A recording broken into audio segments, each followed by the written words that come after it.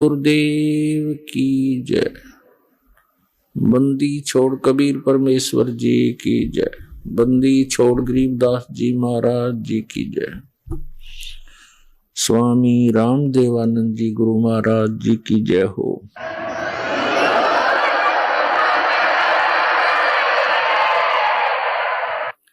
गरीब नमो नमो सतपुरुष को नमस्कार गुरु की नहीं।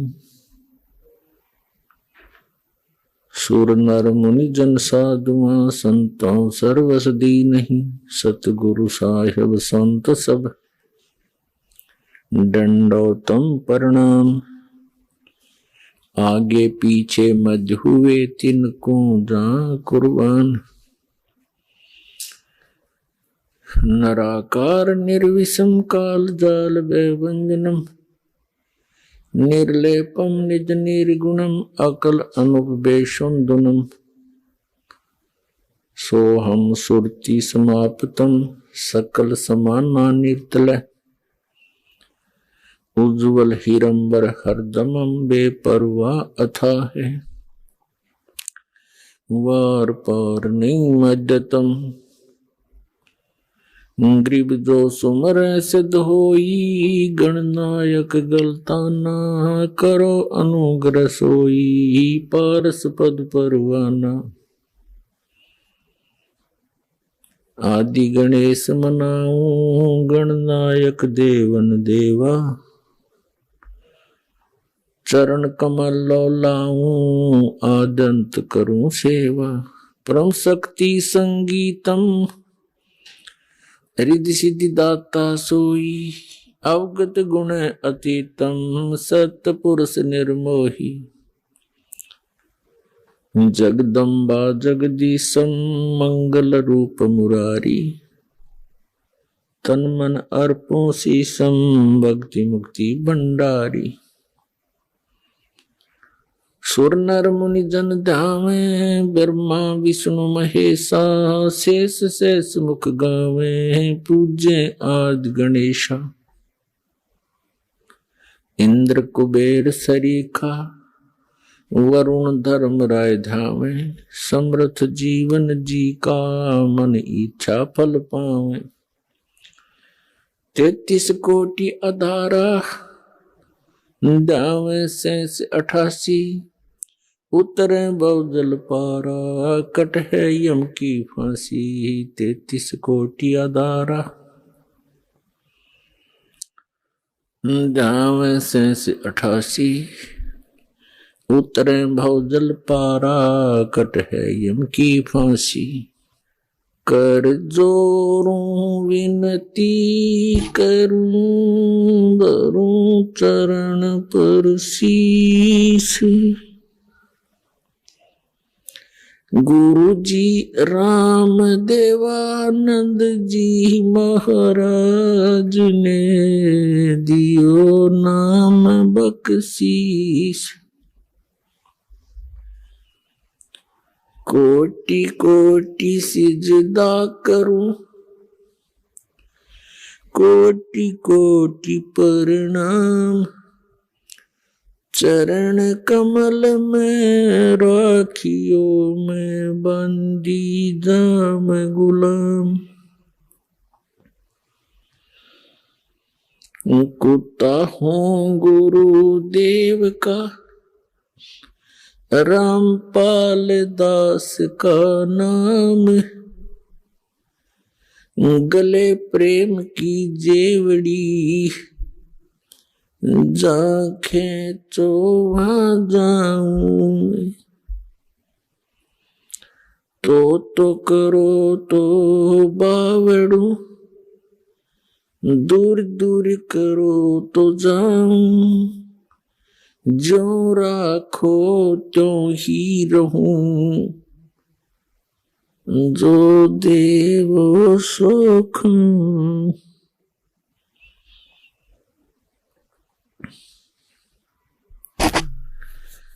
सात द्वीप 9 खंड में गुरु से बड़ा न कोई। करता करे न कर सके। गुरु करे सो होए। गुरु बड़े गोविंद से मन में देख विचार। हरि सुमरे सो वार है, गुरु सुमरे होवे पार। गुरु बिन माला फेरते, गुरु बिन देते दान। गुरु बिन दोनों निष्फल हैं, चाहे पूछो वेद पुराण।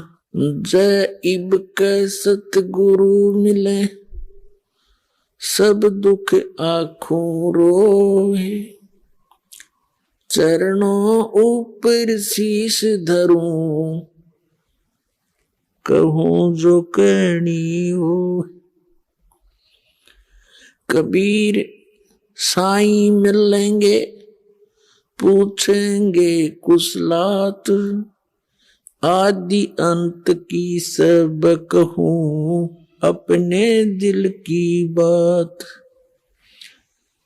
गुरु जी तुम ना भूलियो, चाहे लाख लोग मिल जाएं। हम जैसे तुमको बहुत हैं, तुम जैसे हमको नहीं। तुमरे विसारे क्या बने, मैं किसकी शरण में जाऊं।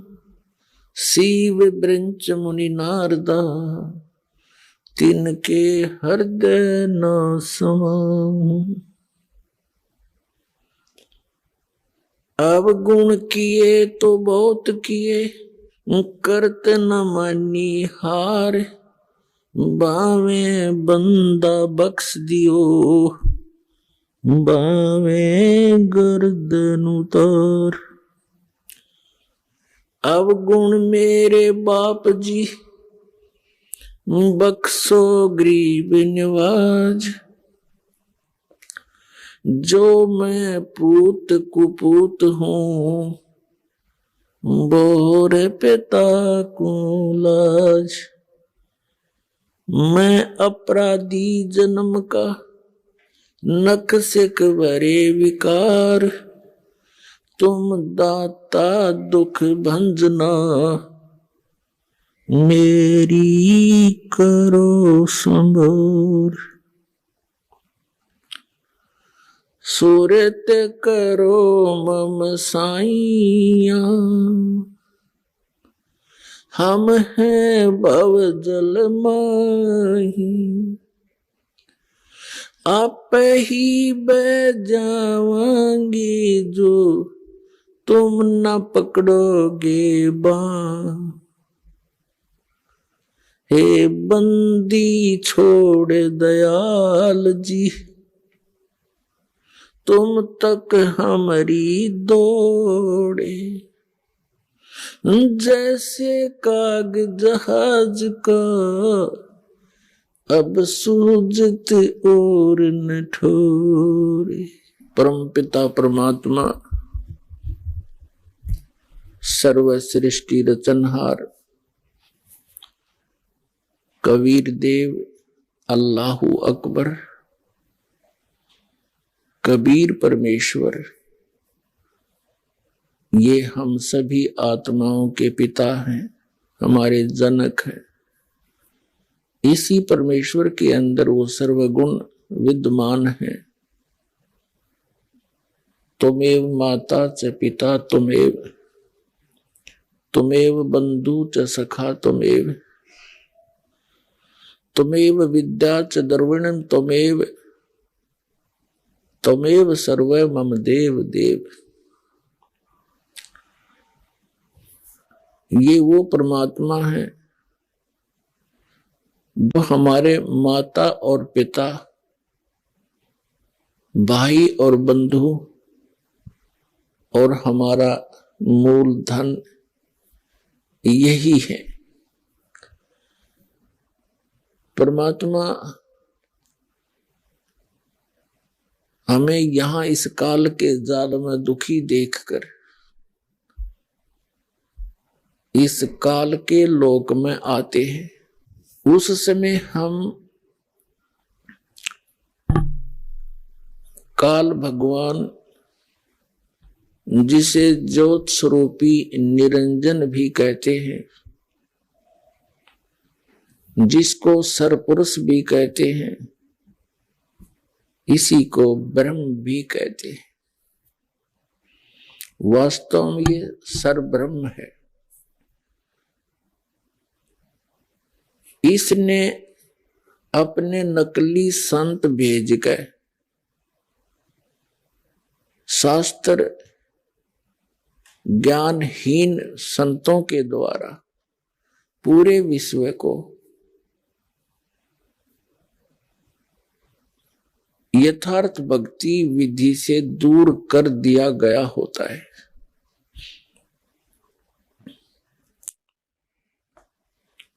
अब ऐसा ये काल भगवान क्यों करता है?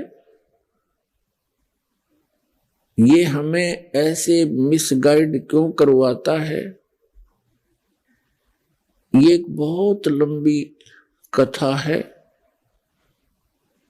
धीरे धीरे आपको सुनाएंगे, क्योंकि एक ये पहला स्थान है विश्व में जहां सत्यनारायण कथा सुनाई जाती है। सत्यनारायण का अर्थ है अविनाशी परमात्मा। सत्यनारायण, सत साहिब, सत्य पुरुष, ये कौन भगवान है? सत्यनारायण। अभी तक हम जो भी कथा अपने धर्म गुरुओं से सुना करते थे, वो श्री विष्णु जी को सत्यनारायण कह करके हमें उस सत्यनारायण की कथा सुनाया करते थे।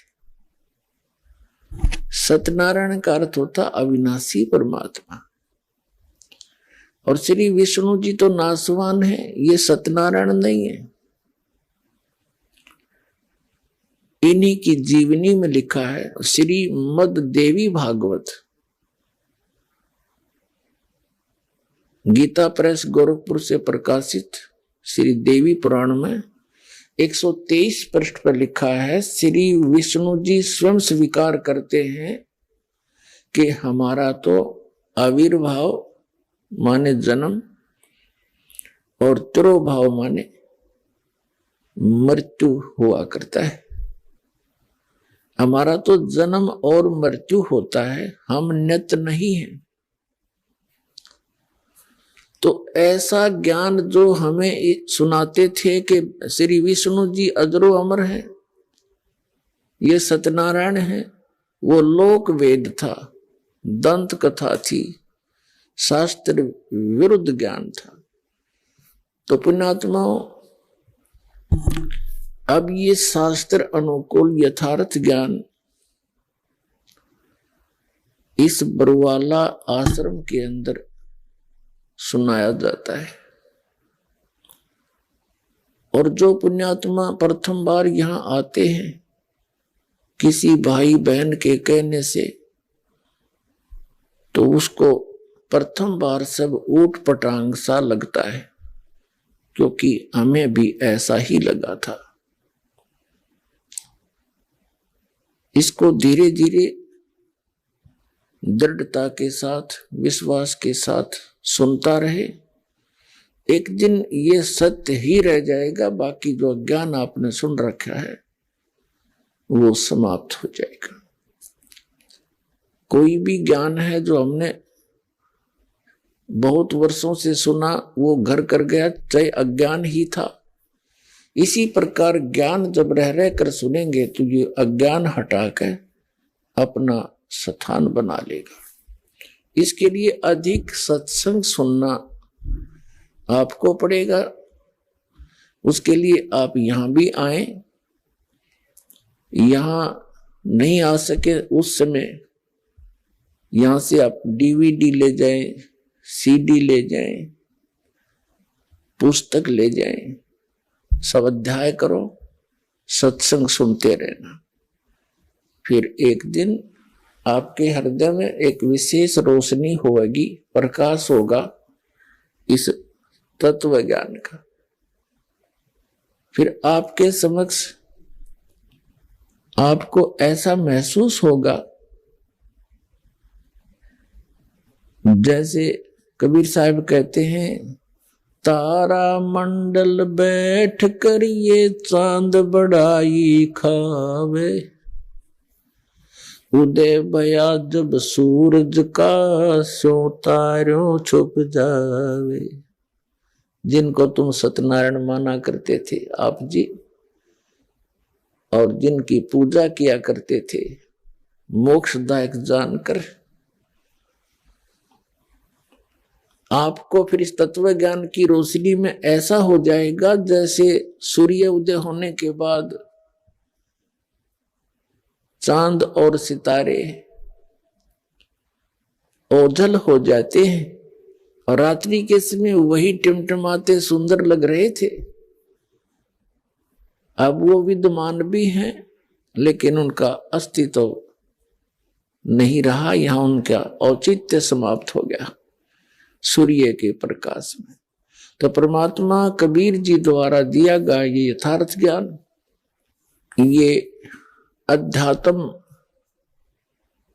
का सूर्य समझो, और जो अन्य ज्ञान आपने सुने थे वेद ज्ञान को चांद समझो, अन्य जो पुराण वगैरह या अन्य उपनिषद वगैरह उनको सितारे समझो, और कबीर परमात्मा के ज्ञान को सूर्य समझो।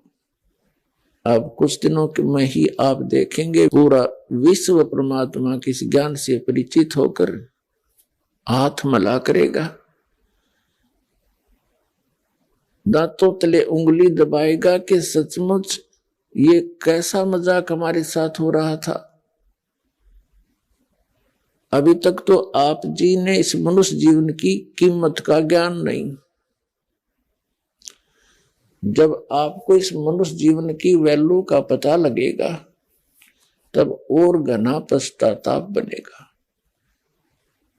क्योंकि मनुष्य जीवन प्राप्त किस लिए हुआ? 84 लाख प्रकार के शरीरधारी प्राणी हैं, उनमें से मानव शरीर सबसे भिन्न है।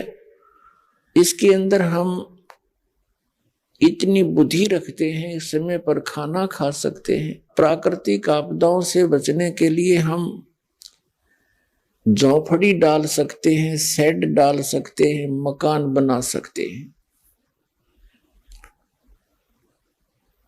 तो इसके साथ साथ हम इस मनुष्य जीवन से परमात्मा की भक्ति भी कर सकते हैं, जो अनिवार्य है।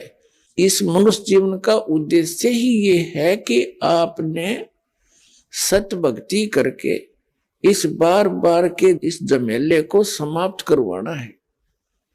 ये जन्म मरण का दुख असंख्य जन्मों से आप झेल रहे हो। तो कबीर परमात्मा ये हमारे पिता हैं, ये हमारे माता हैं, इन्होंने अपने वचन से हम सबको प्रकट किया था।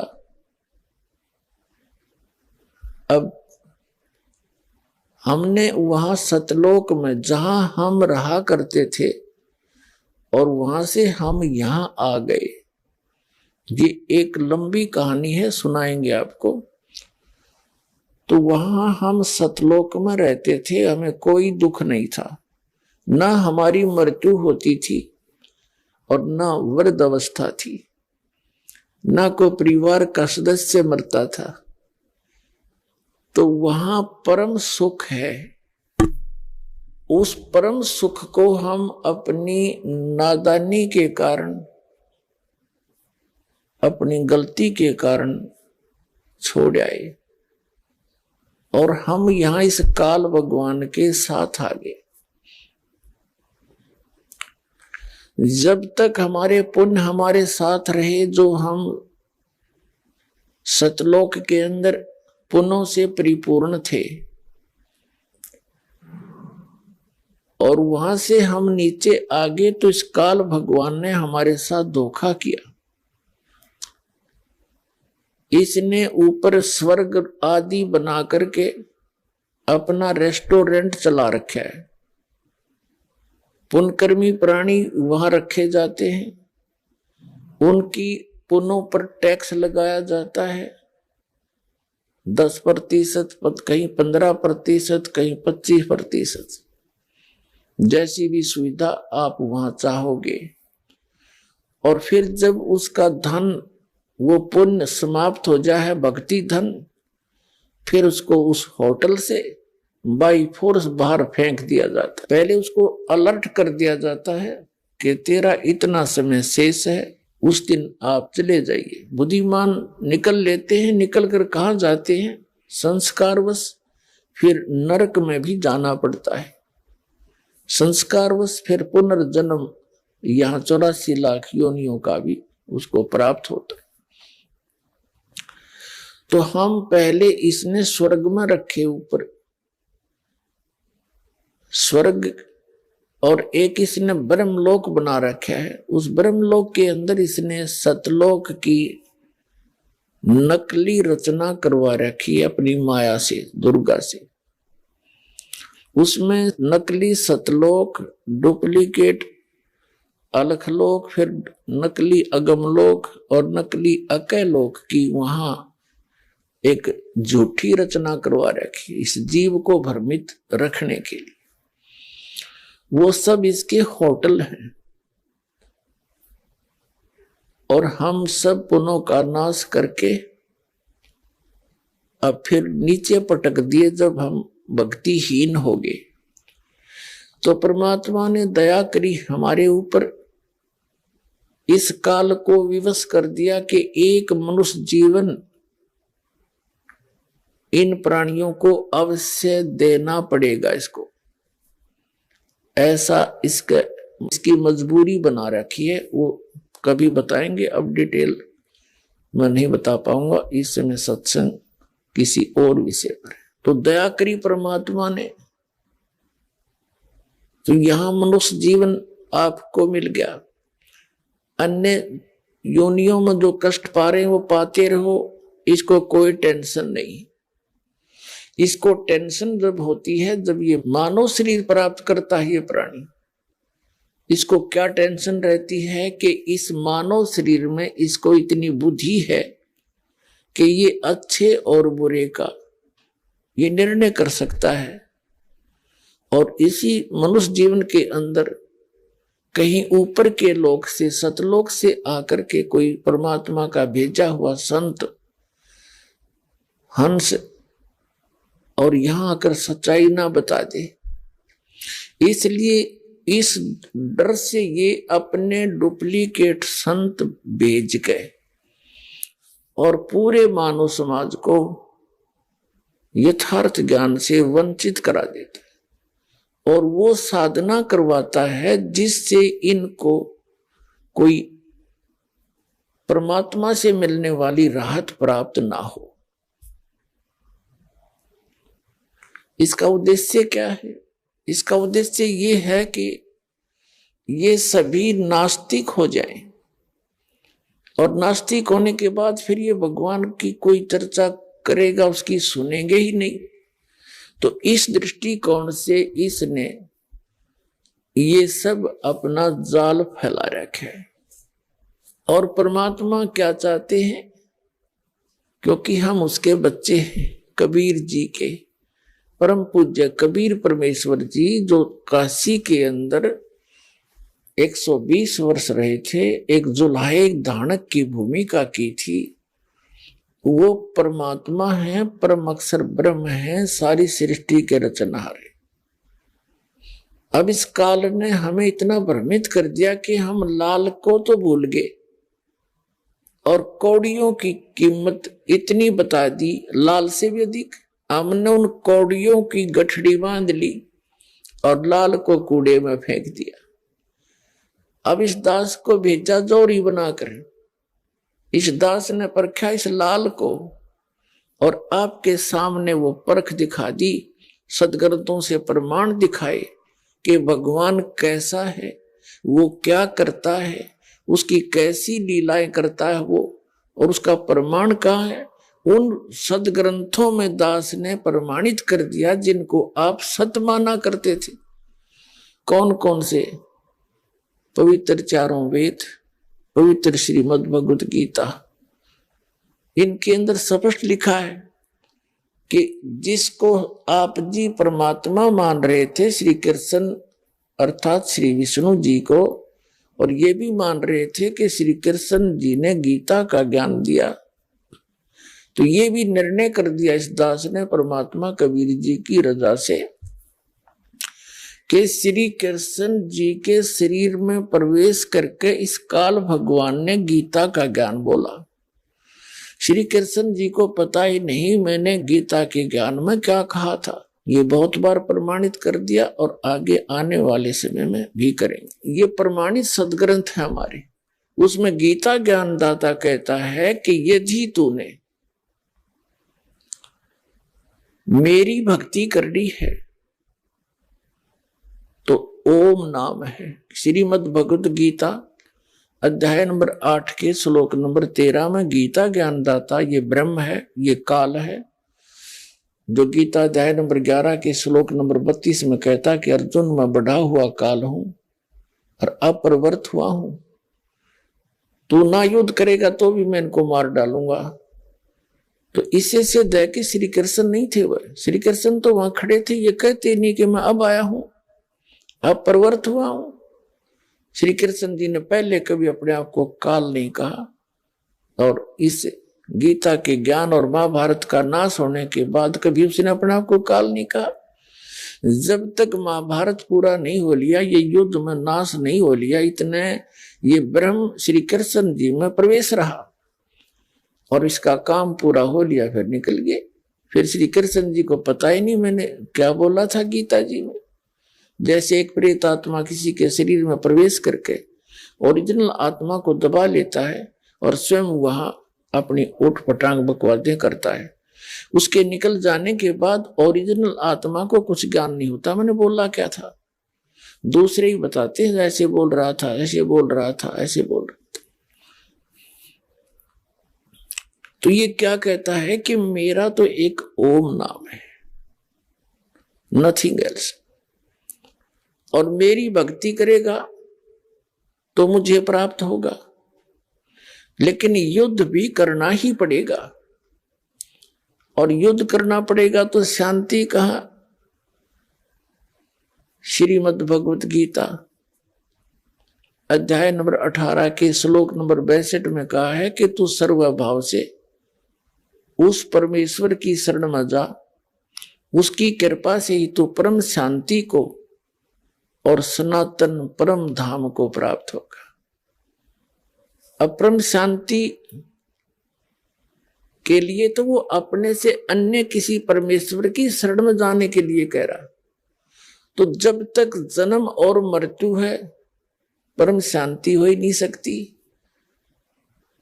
आप देखो गर्भ में दुख, परमात्मा ने बताया है कि मां के पेट में जो बच्चा होता है उसको उस दौरान इतना कष्ट होता है जैसे आजीवन व्यक्ति कुष्ठ रोग से गल कर मर जाए 50-60 वर्ष तक। जो उसको दुख होता है वो कष्ट उस बच्चे को होता है जब वो मां के गर्भ में रहता है, और उसके बाद फिर सारा जीवन कष्ट ही कष्ट। कभी रोग हो गया, फिर युवा हुआ, यहाँ निर्वाह का संकट, फिर विवाह का संकट, विवाह ना हुआ तो दुखी, हो गया तो फिर मां दुखी, संतान ना हुई तो दुखी, संतान हो गया फिर मां दुखी, कोई मर गया, कोई बच गया, कोई बीमार है, कोई बकवाद कर रहा है, कुछ हो रहा है, और सारा कुछ ठीक भी लग रहा है, स्वयं मृत्यु हो जाती है, सब बच्चे बिलखते रह जाते हैं। तो यहां शांति नाम की चीज नहीं। और जो ओम का जाप करते हैं और ओम शांति कहते हैं। ओमकार शांति का तो खड़ा एक्सीडेंट है, कभी शांति हो ही नहीं सकती ओम से। ये तो खुद कहता है मेरा ओम नाम है, पर युद्ध करना पड़ेगा। शांति चाहिए तो उस परमेश्वर की शरण में जा, और उसके लिए इसने ऑप्शन छोड़ दिया है चौथे अध्याय के 34वें श्लोक में श्रीमद् भगवत गीता में, कि उन तत्वदर्शी संतों की खोज कर और उन तत्वदर्शी संतों से फिर वो तत्व ज्ञान जान समझ उनको दंडवत प्रणाम करने से और कपट छोड़कर नम्रता पूर्वक प्रश्न करने से वो तत्वदर्शी संत तुझे उस परमात्म तत्व का यानी तत्व ज्ञान का ज्ञान कराएंगे। वो तत्व ज्ञान कौन सा है? श्रीमद् भगवत गीता अध्याय नंबर 4 के श्लोक नंबर 32 में बताया है। यहां अनुवादकर्ताओं ने, ये अज्ञानी थे, सारे तत्व ज्ञानहीन प्राणी थे जिन्होंने अनुवाद करने की चेष्टा की, लेकिन जहां सही ज्ञान आना था उसके विपरीत अर्थ करके उसको सारा ही बदल दिया, सारा अर्थ ही खत्म कर दिया गीता जी का। एक ब्रह्मणे मुखे शब्द है चौथे अध्याय के 32वें श्लोक में श्रीमद् भगवत गीता के। तो इन अनुवादकर्ताओं ने ब्रह्मणे मुखे का अर्थ कर दिया वेद की वाणी में। 17वें अध्याय के 23वें श्लोक में ब्रह्मणे शब्द है, इन्हीं अनुवादकर्ताओं के द्वारा उसका अनुवाद किया गया है सच्चिदानंद घन ब्रह्म। ब्रह्मणे माने सच्चिदानंद घन ब्रह्म, यानी परम अक्षर ब्रह्म, वो परमात्मा जिसकी शरण में जाने के लिए गीता ज्ञान दाता कहता है, और वो स्वयं आकर के यथार्थ ज्ञान बताता है। श्रीमद् भगवत गीता अध्याय नंबर 4 के श्लोक नंबर 32 में कहा है कि उस सच्चिदानंद घन ब्रह्म के मुख कमल से उच्चरित उस वाणी में यज्ञों की जानकारी, यज्ञ माने धार्मिक क्रियाओं की, अनुष्ठानों की, साधनाओं की जानकारी विस्तार के साथ कही गई है। वो तत्व ज्ञान है। उसको जानने के बाद फिर तेरे सारे कर्म समाप्त हो जाएंगे। उसके बारे में कहा है चौथे अध्याय के 34वें श्लोक में कि उस तत्व ज्ञान को तू तत्वदर्शी संतों के पास जाकर समझ, और वो तत्वदर्शी संत उस तत्व ज्ञान से परिचित होते हैं, फिर तुझे भी उससे परिचित करा देंगे। अब श्रीमद् भगवत गीता अध्याय नंबर 7 के श्लोक नंबर 29 में गीता ज्ञानदाता कहता है कि जो मेरे इस ज्ञान का आश्रय कर लेता है और तत्वदर्शी संत की खोज कर लेता है, वो व्यक्ति केवल जरा और मरण से छूटने का ही प्रयत्न करते हैं। अब दूसरे शब्दों में ये कहा है कि जो व्यक्ति मेरे इस ज्ञान को आश्रय कर लेते हैं और जो केवल जरा और मरण से, जरा माने बुढ़ापे का दुख, जरा और मरण के दुख से, मरण माने मृत्यु, इस दुख से छूटने का ही प्रयत्न करते हैं, वे ब्रह्म तत्वविदु और कृष्णम अध्यात्म कर्म च अखिलम। वह कहते हैं जरा मरण मोक्षाय माम आश्रित यतन्ति ये ते ब्रह्म तत्वविदु कृष्णम अध्यात्म च कर्म च अखिलम। जो जरा और मरण से ही छूटने का प्रयत्न करते हैं, यहाँ की किसी वस्तु की इच्छा नहीं रखते, उनको ज्ञान हो जाता है कि ये सब नाशवान है, मनुष्य जीवन केवल परमात्मा प्राप्ति और मोक्ष कराने के लिए ही मिला है, और उस मोक्ष से ही हमें परम शांति होगी, और वो मोक्ष का साधन तत्वदर्शी संतों के पास होता है। तो वो उस तत्वदर्शी संतों की शरण में चले गए होते हैं। तो जिस कारण से वो तत्ब्रह्म विदु उस परमात्मा को, उस परमेश्वर को जानते हैं और सारे अध्यात्म ज्ञान से परिचित हैं और सभी कर्मों से वो परिचित है। और वही व्यक्ति जरा और मरण से छूटने का प्रयत्न करते हैं। गीता अध्याय नंबर 8 के श्लोक नंबर 1 में अर्जुन ने प्रश्न किया, हे भगवान, आपने जो 7वें अध्याय के 29वें श्लोक में 29 श्लोक में जिस तत्ब्रह्म के बारे में कहा है कि उसको जानने के बाद व्यक्ति केवल यहां से जरा और मरण के संकट से ही छूटने का प्रयत्न करते हैं या किसी वस्तु में इच्छा नहीं रखते, तो किम तत्ब्रह्म गीता ज्ञानदाता 8वें अध्याय के ही गीता जी के श्लोक नंबर 3 में कहता वो परम अक्षर ब्रह्म है।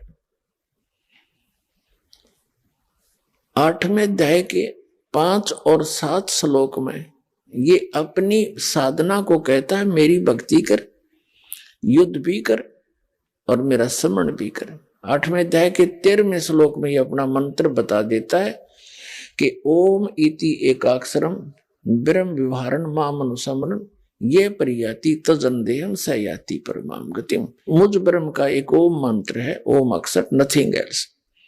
उच्चारण करके सिमरण करता हुआ ये परियाति तजंदेहम, जो शरीर छोड़कर जाता है, सयाति परमाम गति, वह ओम से मिलने वाली जो परम गति है उसको प्राप्त हो जाता है। ओम से मिलने वाली कौन सी परम गति है? ब्रह्मलोक प्राप्ति है, क्योंकि ब्रह्म की साधना है ओम नाम का जाप। ब्रह्म ये काल है। तो इसने 8वें अध्याय के 16वें श्लोक में स्पष्ट किया है कि ब्रह्मलोक में गए हुए प्राणी भी फिर जन्म मृत्यु में आते। इसमें अनुवादकर्ताओं ने फिर गड़बड़ी कर दी है। अनुवाद किया है कि मुझे प्राप्त होकर अर्जुन पुनर्जन्म नहीं होता। नहीं, उसका अर्थ ये बनता है न विद्यते। ये विद्यते अर्थ विद धातु से बना है, जिसे विद्या का ज्ञान होता है।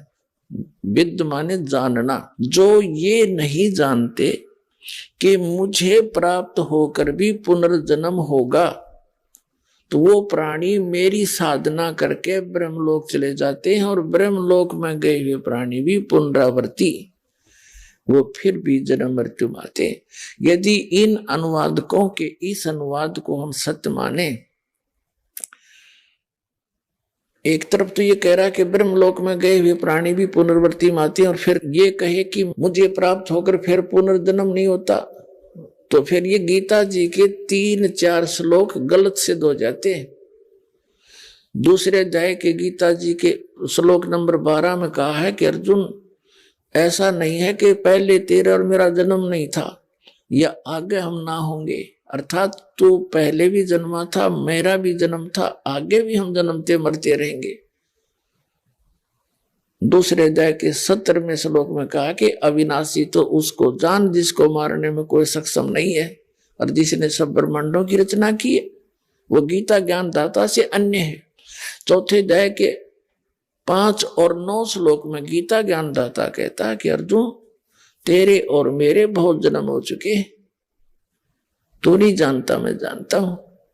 और 9वें श्लोक में कहा है कि मेरे कर्म और जन्म दिव्य है, अलौकिक है। फिर श्रीमद् भगवत गीता अध्याय नंबर 10 के श्लोक नंबर 2 में गीता ज्ञानदाता कहता है कि अर्जुन, मेरी उत्पत्ति को न ते देवता लोग जानते, ये ब्रह्मा विष्णु महेश, और न ये ऋषि, क्योंकि ये सब मेरे से उत्पन्न हुए हैं।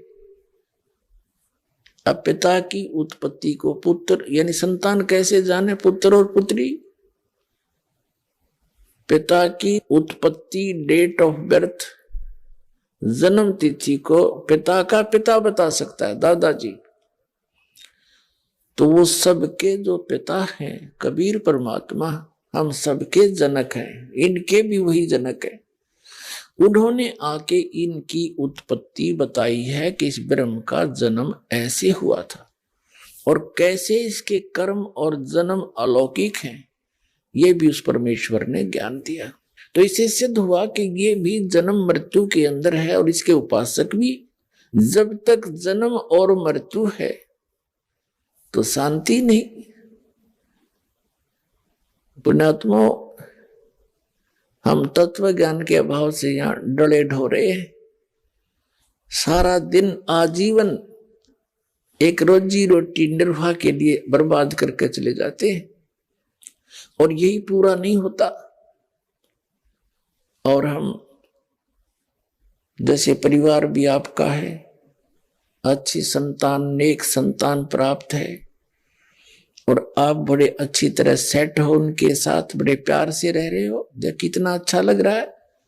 और एक सेकंड में मृत्यु हो जा, आपकी भी हो सकती है, आपके बच्चों की भी हो सकती है। फिर क्या हुआ? ये खाक सुख है। कबीर साहब कहते हैं झूठे सुख को सुख है ये मान रहा मनमोद, ये सकल से भी ना काल का, कुछ मुख में कुछ गोद। कुछ को तो डेली खा रहा है, देखते हो, रोज पढ़ो समाचार पत्रों में, देखो सबसे ज्यादा मरने वालों की खबरें होंगी। वैसे भी कहीं देख लो को बीमारी से हॉस्पिटलों में रोजाना कितनी सब जाते हैं, और बाकियों को पाल रहा है, गोदी में खिला रहा है। ये तेरा बेटा, ये तेरी बेटी, ये तेरी कार, ये तेरी कोठी, मूर्ख बना रखा है। 1 मिनट में मृत्यु कर देता है, चल तेरा कुछ नहीं, मूर्ख, आ मेरे पीछे पीछे। वहां तपस्या पे भूल कर 1 लाख को डेली खाता है। अब परमात्मा ने आकर के इसका जाल समझाया कि झूठे सुख को सुख कहे ये मान रहा मनमोद, ये सकल से भी ना काल का, ये कुछ मुख में कुछ गोद। अब एक व्यक्ति के 3 पुत्र थे, एक की मृत्यु होगी, हाहाकार मच रहा।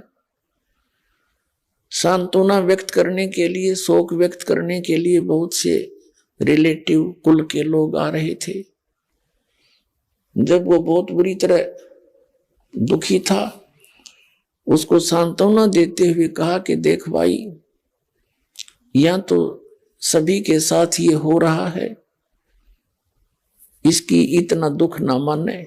देखो इस व्यक्ति का इकलौता पुत्र था और वो भी मारा गया, इसने भी अपना दिल डांटा, शांति कर।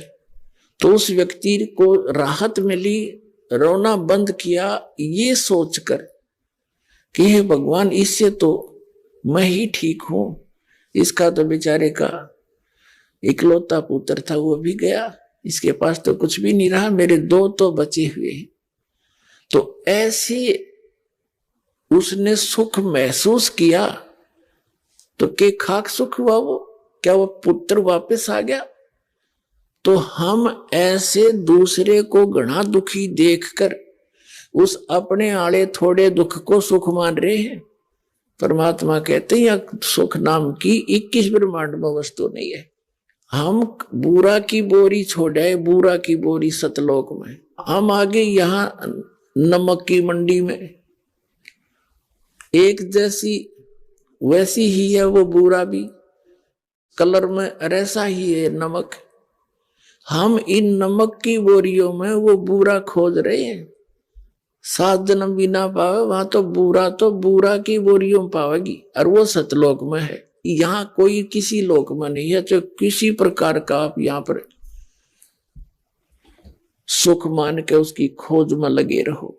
वो सुख तो वही है जहां वो विद्यमान है, तो वहां जाने से ही मिलेगा वो। अपने आत्माओं, अभी तक हमारे कोई जितने भी संत मिले हैं ये लल्लो पत्तो करनीय थे, इन आप ज्ञान नहीं। इन्होंने तो चेले बनाने का शौक है, घने हो जा बस मेरी प्रभुता हो जाएगी। आप भी नरक में जाएंगे और शिष्यों को भी साथ घसीट ले जाएंगे। अब परमात्मा के सभी बच्चे हैं, ये संत भी उसी के बच्चे हैं, और वो भी परमात्मा के लिए चले थे। ज्ञान उनको मिला नहीं, अभिमान अवश्य मिल गया उनको। संत महंत बन गए, आचार्य शंकराचार्य बन गए।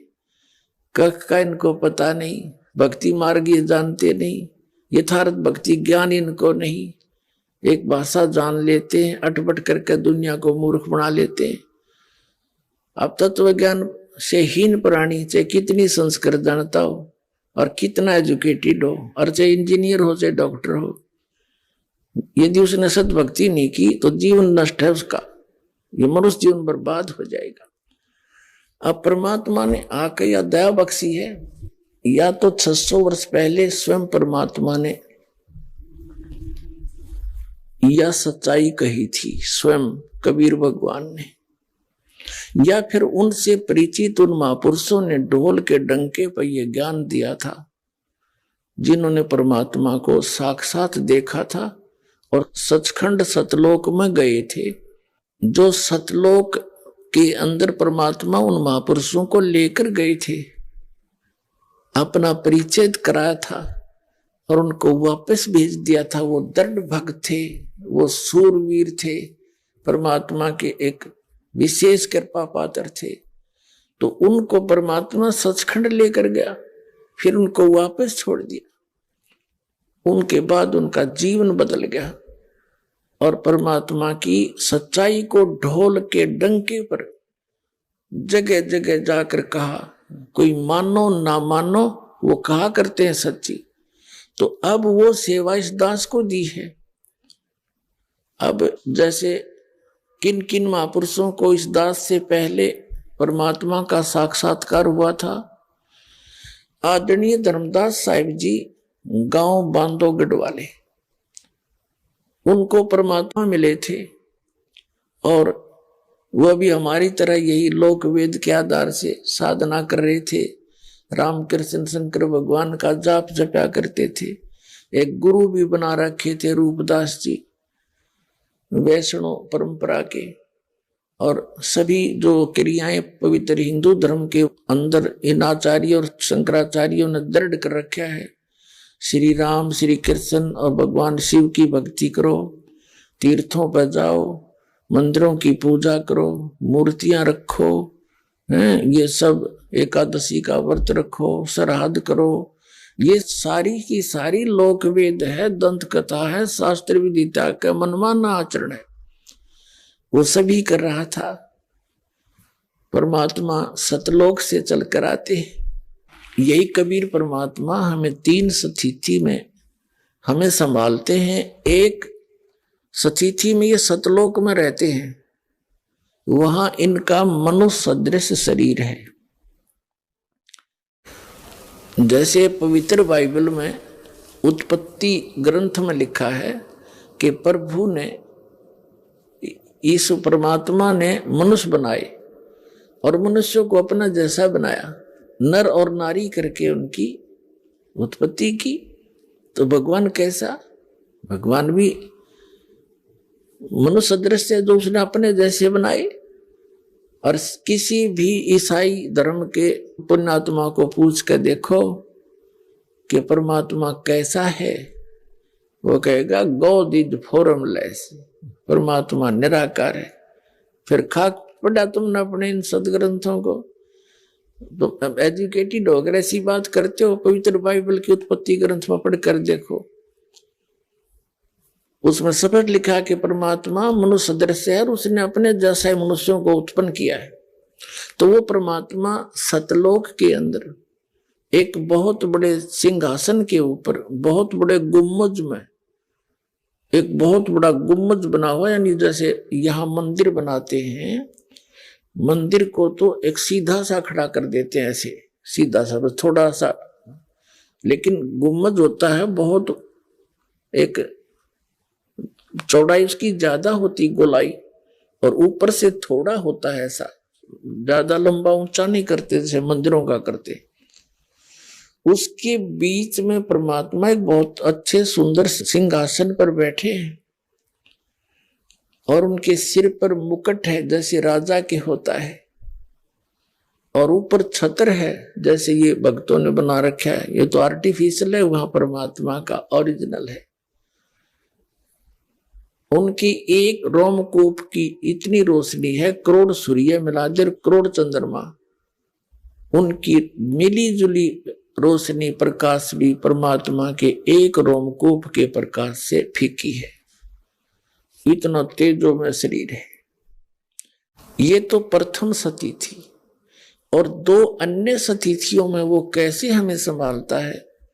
एक तो वो प्रत्येक युग में एक लीला करते हैं, सतलोक से आते हैं और एक नवजात शिशु का रूप धारण करके कमल के फूल पर विराजमान होते हैं। कमल का फूल सरोवर में ही होता है, जल में, तो उस सरोवर के ऊपर आकर विराजमान होने के कारण नारायण, नार माने जल होता है, आयन माने उस पर आने वाला, विराजमान होने वाला, इसलिए नारायण शब्द भगवान के लिए प्रसिद्ध है।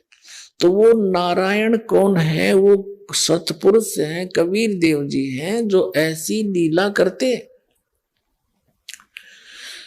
वो कमल के फूल पर आकर शिशु रूप धारण कर लेते हैं, वहां से उनको निसंतान दंपति उठा ले जाते हैं, और फिर वो जब बड़े होने लगते हैं तो बालक अवस्था में वो खाना पीना कुछ नहीं करते, तब वो चिंतित होते हैं उनके माता पिता।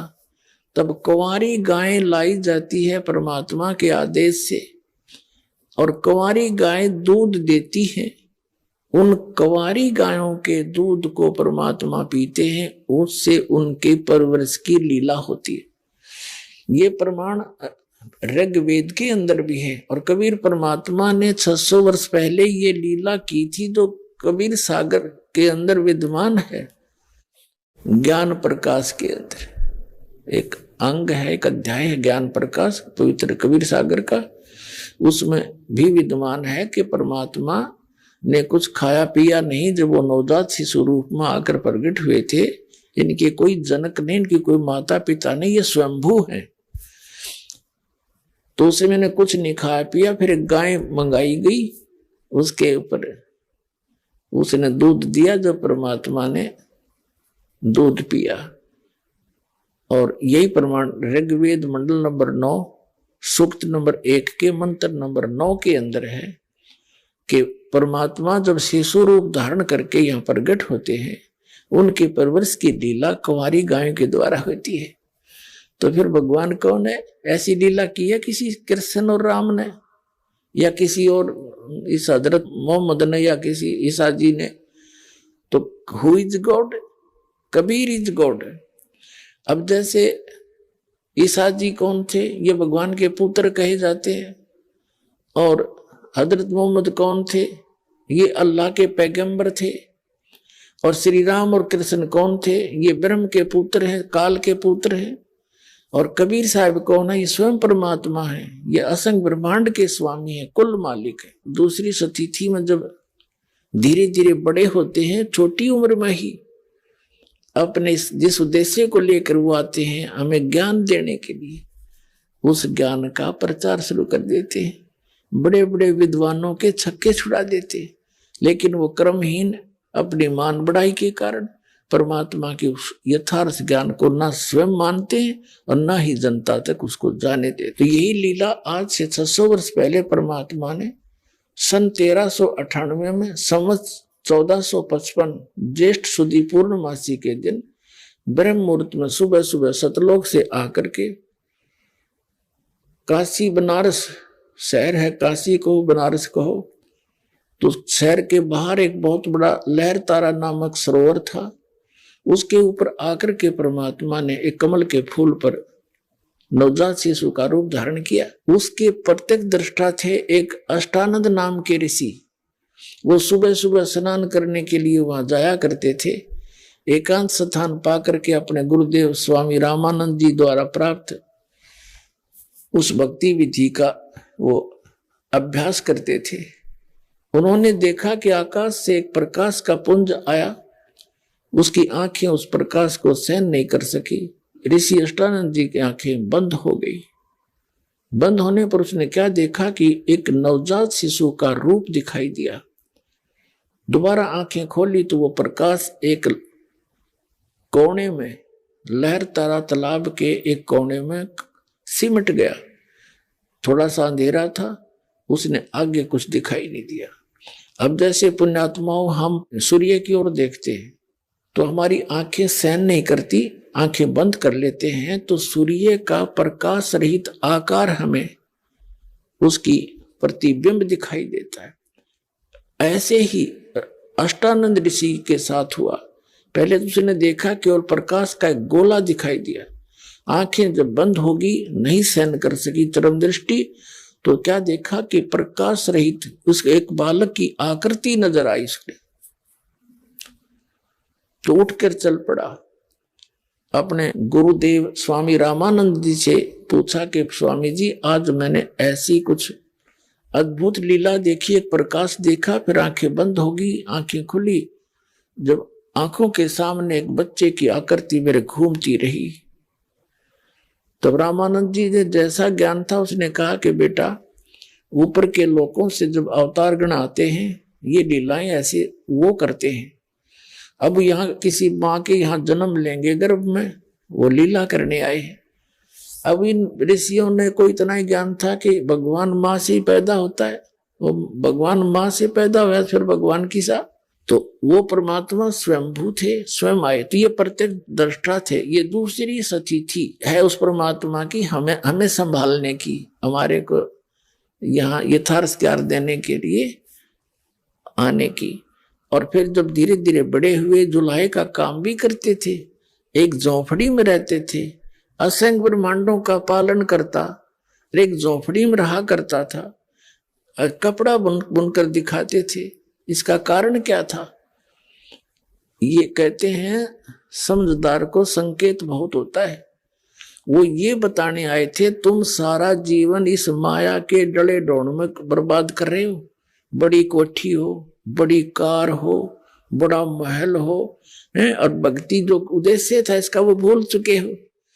जीव को परमात्मा ने कहा है घर तो 3.5 हाथ और गणा तो 4.25, कह कबीर अधिका कहे वह को नहीं विचार, इससे घना जो मांगता है वो तो फिर बुद्धिहीन इंसान है। घर तो 3.5 हाथ, क्योंकि ये शरीर जो है 3.5 हाथ का होता है, प्रत्येक प्राणी का हाथ इसको कहते इतने पोर्शन को, और प्रत्येक का यो 3.5 हाथ की पूरी हाइट 3.5 हाथ की होती है। परमात्मा कहते आपने एक 4 पाइप है, वह चाहे 3 कमरे की कोठी हो चाहे 10 कमरों की कक्ष की, एक कोने में एक 4 पाइप ही विश्राम करना है, तो बाकी की बकवाद की क्या आवश्यकता है? जो मूल उद्देश्य खोकर बैठ गया है, अरबपति खरबपति यहाँ सब कुछ जोड़ जाड़ के छोड़ के, और यहाँ वो केले कोठी बना रहे थे फैक्ट्री, और वो आप कुत्ता बन के सैर सपट्टा करे उसी गली में, बाढ़ में जावा कोठी आगे उसके काम। तो परमात्मा हमें याद दिलाते हैं कि मैं सारे ब्रह्मांडों का संचालक, और वहां ऐसे हैंड टू माउथ रह के दिखाया कि भक्ति, कबीर साहब कहते हैं टोटे में भक्ति करे सोए सही सपूत, ये मायाधारी मस्करे ना जाने कितने जालिए ऊत, कबीरा सब जग निर्धना धनवंता नहीं कोई, धनवंता सो जानिए जिस पर राम नाम धन होई। अब जो प्रसंग चल रहा है तो ये दूसरी सतिथि है जो परमात्मा हमें संभालते हैं, और तीसरी सतिथि वो कभी भी आ जाते हैं एक साधु संत का रूप बना के, और अपने अच्छी आत्माओं को जो परमात्मा के ज्ञान को दृढ़ता से ग्रहण करते हैं, और फिर मुझे नहीं मुचकाए, तारा संसार एक तरफ और वो दृढ़ भक्त मालिक का एक तरफ, ऐसे प्राणियों ऐसे महापुरुषों को वो परमात्मा आकर मिलते हैं। उनमें से कौन कौन है वो महापुरुष? आदरणीय धर्मदास साहिब जी उनको मथुरा में मिले थे, वो यही साधना कर रहे थे जो आप पवित्र हिंदू धर्म के अंदर इन भ्रमित गुरुओं आचार्यों और शंकराचार्यों और इन महंतों और संतों के द्वारा बताए गए ज्ञान को ग्रहण करके हम सभी कर रहे थे। तो उनको परमात्मा मिले, उनको सचखंड लेकर जा लिए ना, सारा ज्ञान बता दिया, सारा कुछ प्रमाण दिखा दिए, बता दिए गीता और वेदों में, फिर भी बुद्धि ने स्वीकार नहीं की, धर्मदास जी की ने, क्योंकि हमारे अंदर अज्ञान इतना बरवा दिया हजारों वर्षों से। तो परमात्मा ने अपने गवाह बनाने थे इस समय के, कि इस समय मेरा कोई गवाह बने, सचमुच ये बताने वाला कि भगवान कौन है। तो उनको सतलोक में लेकर गए। सतलोक में जाकर क्या देखा कि वहां पर जो सुख है, यहां पर तो सुख का कोई झलक भी नहीं बताई जा सकती। पुण्यात्माओं, सतलोक के अंदर अभी तक जितने भी सतलोक और सचखंड का जो गुणगान किया करते थे, इसमें से विशेषकर कौन कौन है? राधा स्वामी पंथ, आगरा और ब्यास वाले, और जय गुरुदेव पंथ मथुरा वाले, और बाकी ये सारी उसी की ब्रांच हैं। उसी में से एक अलग से पंथ बना है, ये सच्चा सौदा सिरसा, जिसको धन धन सतगुरु तेरा ही आसरा इनका नारा है। ये सभी, और साथ में कबीर पंथी, और जितने भी ये कबीर पंथी, क्योंकि कबीर साहब ने बताया कि काल ने कहा था, जब परमात्मा यहां आए थे प्रथम बार हमें ये ज्ञान देने के लिए, तो काल ने विरोध किया था कि नीचे नहीं जा सकते, क्योंकि कबीर वो परमेश्वर अपने पुत्र के रूप में वहां प्रकट थे। उसने बहुत घोर विरोध किया था कि तुम नीचे किस लिए जा रहे हो। तब अपने पुत्र के रूप में विराजमान परमात्मा ने कहा था कि मैं नीचे जाऊंगा, और तूने परमात्मा के बच्चों को मिसगाइड कर रखा है, तूने गलत साधना बता कर उनका जीवन नाश कर रखा है, कुत्ते गधे सूअर बना रखे हैं। उनको परमात्मा के विषय में यथार्थ जानकारी देने जाऊंगा और उनको सही भक्ति बताऊंगा, तेरे जाल से निकाल कर ले जाऊंगा। तब उसने परमात्मा के ऊपर एक घात किया था, उसको मारना चाहा था, लेकिन मालिक की शक्ति के सामने उसकी कुछ नहीं बसाई। तब कबीर साहब ने बताया था धर्मदास कि इसने मेरे ऊपर अटैक किया, मैंने श्वास का सिमरन शुरू कर दिया, सतनाम का, जो 2 अक्षर का है, जिसमें एक ओम मंत्र है और एक गुप्त है जो दास बताएगा। पुण्यात्मा परमात्मा हमें आगाह कर रहे थे कि कभी आप पर किसी भी प्रकार की आपत्ति आती है, चाहे किसी कोई देवता आपको हानि करना चाहता है, या कोई भूत प्रेत पितर, कोई भी आपको ऐसा संकट लगे, या कोई अन्य प्राणी, तो उस समय सतनाम का सिमरन अवश्य शुरू कर देना, फिर देखना कैसी बचाव करेगा। तो वो हमें संकेत कर रहे थे। तो परमेश्वर कबीर जी ने हमें भी बताने के लिए, ना उनको तो क्या सिमरन की जरूरत, वो तो खुद मालिक है, हमें दृढ़ करते हैं कि तुम ऐसी आपदा के समय इस नाम का जाप याद रखियो। कहीं उस समय आवाज लगा जो हाय मां मर गया, तो वहां मां मदद नहीं कर सकती, वहां तो परमात्मा का वो मंत्र मदद करेगा। तो उस मंत्र का जाप किया मैंने, परमात्मा कहते। तो ये काल ऐसे गिर गया जमीन पर जैसे पक्षी की पंख कट जाती हैं और पड़ा पड़ा तड़पता है, उसकी कुछ पार नहीं बसाती। कबीर परमेश्वर जी कहते हैं, तब इसने मेरे पैर पकड़ लिए नीचे घिसट कर और कहा कि तू मेरा बड़ा भाई, क्योंकि ये भी परमात्मा का ही बच्चा है, ये काल भी, लेकिन ये निकम्मा बच्चा हो गया और इसको देश निकाला दे दिया गया। वहां इसने गलती की और हमने भी गलती की इसी के साथ साथ, इसलिए हम भी यहाँ आ गए। लेकिन वो दयालु है परमात्मा, उन्हें फिर दया आई कि गलती हो जाती है बालक पर, जैसे बच्चे कितनी गलती कर दें माता पिता फिर भी अक्सवा ही करते हैं। वो हमारा माता पिता है, उसने हम पर फिर दया आई। तो काल ने कहा कि भगवान एक काम करना, मुझे श्राप लगा हुआ है 1 लाख मानव शरीरधारी प्राणियों के सूक्ष्म शरीर को नित्य भून कर खाने का। यदि आप सभी को ले जाओगे अभी तो मेरी कैसे भूख मिटेगी। इसलिए आप चौथे युग में जीव ले जाना, 3 युगों में जीव कम ले जाना। इसने पैर पकड़ के छोड़ा नहीं, बुरी तरह रोता रहा। तब कहा ठीक है, और बोल क्या मांगता भिखारी। तब इसने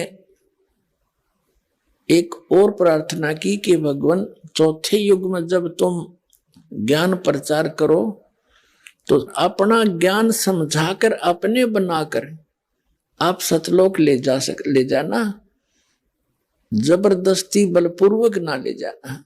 तो परमात्मा को पता था कि जब तक इनको ज्ञान नहीं होगा तो इनकी आस्था वहां बनेगी नहीं,